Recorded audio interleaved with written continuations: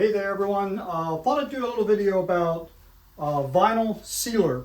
For the most part I've been using Waterborne products and primers, and I still try to stick with as much Waterborne as I can. However, I did try out this vinyl sealer quite a while back. I had tried it, maybe did a job or something with it, and then I just didn't like the smells. It's really got a bad smell. But I did kind of come back and give it another try. So I'm going to talk just a little bit about why I might use this and when. Vinyl sealer is like a one component product. You don't have to mix any catalyst with it or anything. And there's a couple good things about this. Number one, probably the biggest thing I like about this is how quickly it dries. So you can spray this and 10 minutes later it's pretty much dry to the touch. 15 minutes, it might depend on your temperature and humidity, I don't know. But I could spray a whole rack of doors and pretty much turn around and flip them and do the other side. So I do like to give it just a little bit of time, but you can spray multiple layers very quickly. I know some guys are spraying all their primers and even top coating in the same day with vinyl sealer. So that's how quickly this stuff dries. Now it doesn't mean it's curing that quickly, that's just something to remember. Did a little testing with it. I sprayed some pieces, and even though after they were like completely dry to the touch and sandable, I could still kind of take my fingernail and take it off pretty easily. I shouldn't say pretty easily. I could take it off more than what I could after it was cured. All right, so just because it dries quickly though, doesn't mean that it's cured. So I know guys that are spraying this stuff, putting their primer coats on and top coating in the same day. So they can go into a kitchen, maybe mask it one day, do all the painting on another day. And I guess depending how large your crew is, you could probably mask, paint, everything in one day. I don't know. But technically you can do all your coats in a day if you use vinyl sealer. You can put waterborne coatings on top of it. People are doing this all the time with Malaysia and Renner and some of these brands. Of course, do a test for yourself before you mix and match brands like this, but I know there's a lot of guys that are already doing this and it works. So it's been working for me to use this on a raw wood door. And so what I like about this, number one was fast drying, number two, it's thin enough that it doesn't bridge. So the doors I'm doing right now are, they just have like really tight gaps.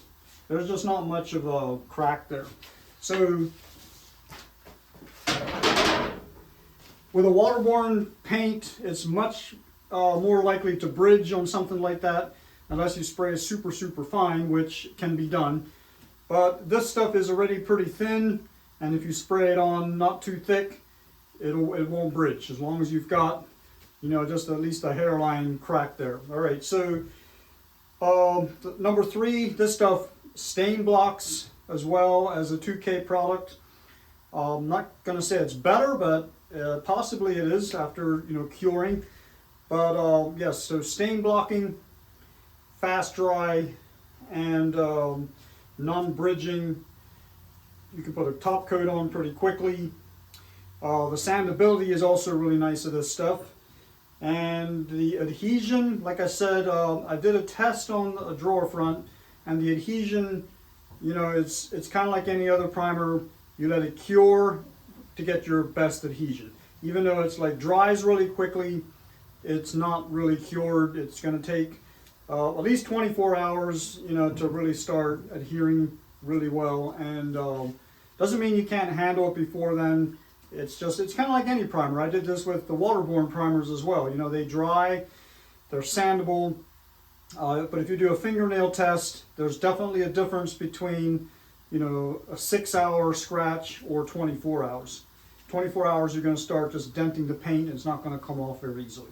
And I found it the same to be true with the vinyl sealer, at least in the testing that I did. All right, so yeah, the other thing is you can use a waterborne coating on top of this.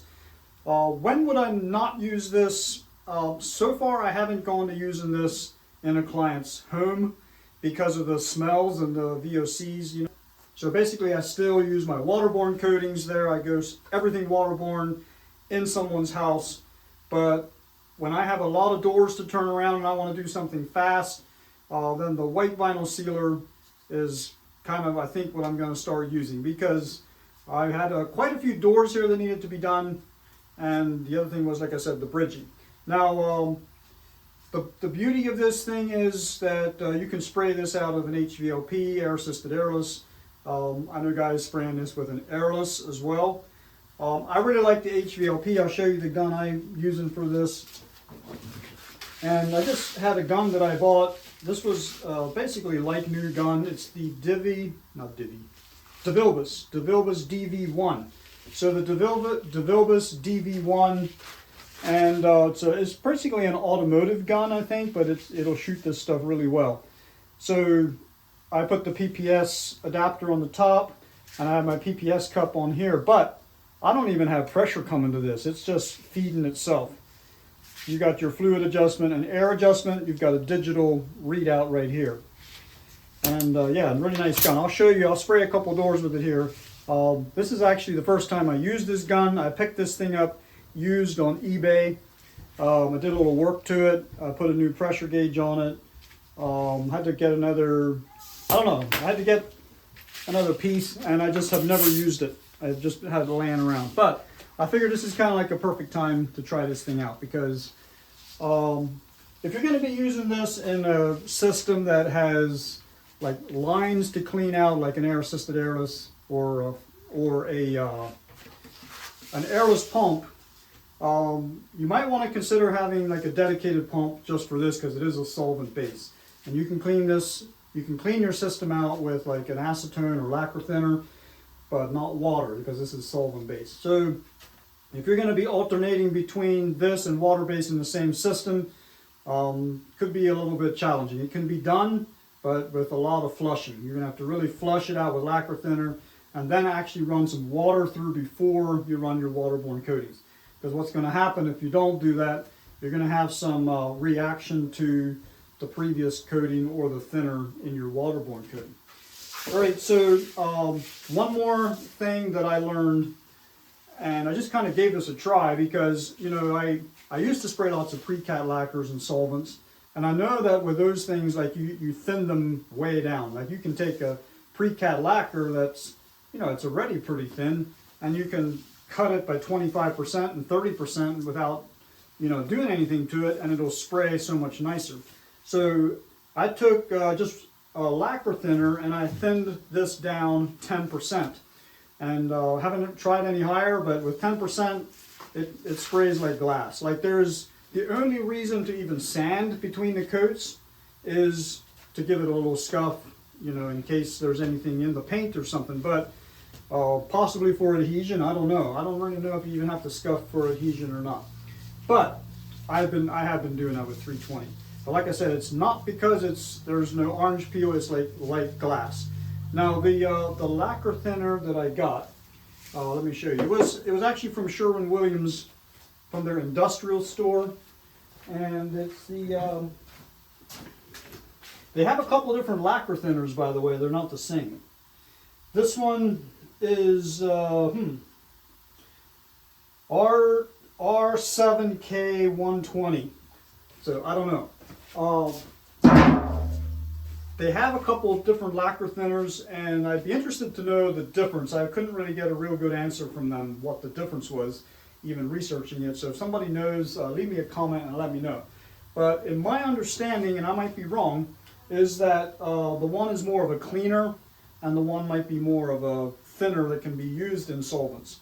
So, you know, trying to get a good answer from the Sherwin-Williams guys, would seem like this was the one that I needed for a thinner. I'd actually gotten it to use more with my toning, because I do clear vinyl sealer with my toner. I've done that. But I gave it a try in this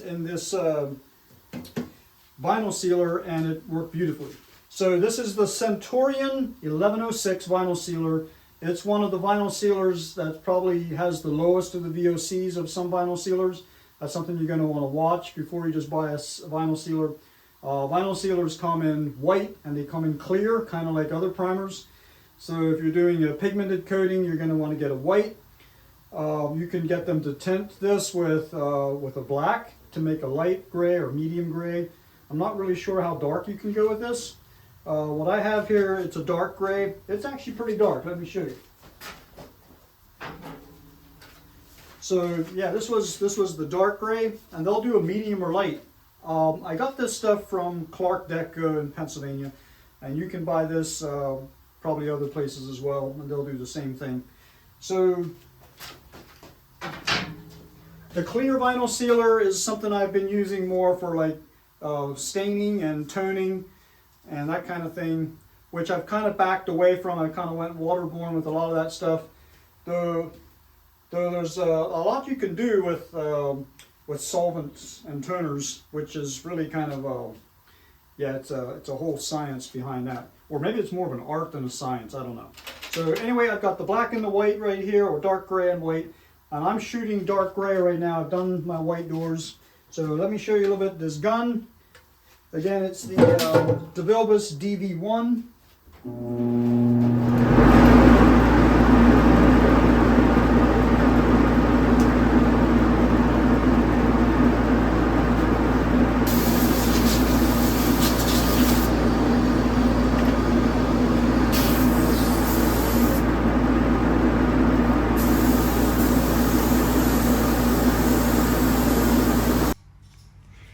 Okay, so just a few things yet about the PPS Cup. This kitchen I was doing only had about 20 pieces with this color and probably that many of the white. So the PPS Cup is great for when you want to do quick color changes like that and you don't have, you know, that many pieces of each one. Even with the 20 piece, I did have to fill that little cup up a few times, but in my opinion, it was easier than trying to, you know, whip out the airless and trying to put a bunch of paint through that. I do have a Tritech T5 that I kind of dedicated to being my solvent spray. So I filled that up with the white and did my white with that.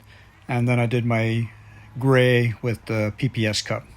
So yeah, the disadvantage of the PPS, if you're doing a lot, you're gonna have to, you know, refill that cup quite a bit.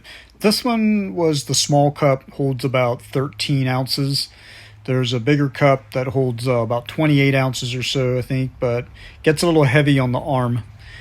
The other option would be like a pressure pot. So you could use, you know, if you wanted to use HVLP, you could do a pressure pot setup. So yes, I'm just finishing up the gray here. And pretty much when I was done with those, I was able to just immediately give them a second coat. So I went straight from doing, you know, the last piece to picking up the first piece that I had done, giving it a scuff sand with a 320 pad, and then hitting it with a second coat. And so I talked about, you know, the speed of drying. As fast as this stuff dries, you can do a complete set of kitchen doors, 2 coats on both sides in one day, no problem. And I've already actually done all the 4 primer coats, that's 2 on each side. And then I did my top coat on the back side of the door the same day. And because the primer, I mean the top coat that I'm using, I like to let them dry fairly long between doing the fronts and the backs so that they don't get marked up on the rack. So if I can get all my primer done in a day and do the backs of the doors the same day, I'll let them dry overnight, and the next day they're ready to hit with my final top coats on the front. So yeah, you can see vinyl sealer definitely has got its advantages when it comes to speed and dry time, and even price, cleanup, bridging, and all the other good things we talked about. Thanks for watching. Let me know your comments about this. I'll definitely wear the correct personal protective equipment when spraying this. Get a good exhaust fan. Let your exhaust fan run even after you're done spraying. Just let it run. Just really clean that air out. Remember, if you're going to be working in that space, wear a respirator even after you're done spraying, because there's a lot of off-gassing that's happening that first few hours particularly. So hope you found this information helpful and useful to help you make a decision what kind of primer to use. So as you can see here, I'm actually on my second coat now. First coat was finished. No space in between there. I just went straight to hitting them with the second coat, and they were dry, sanded like powder, and was ready to spray. So yes, nice and quick.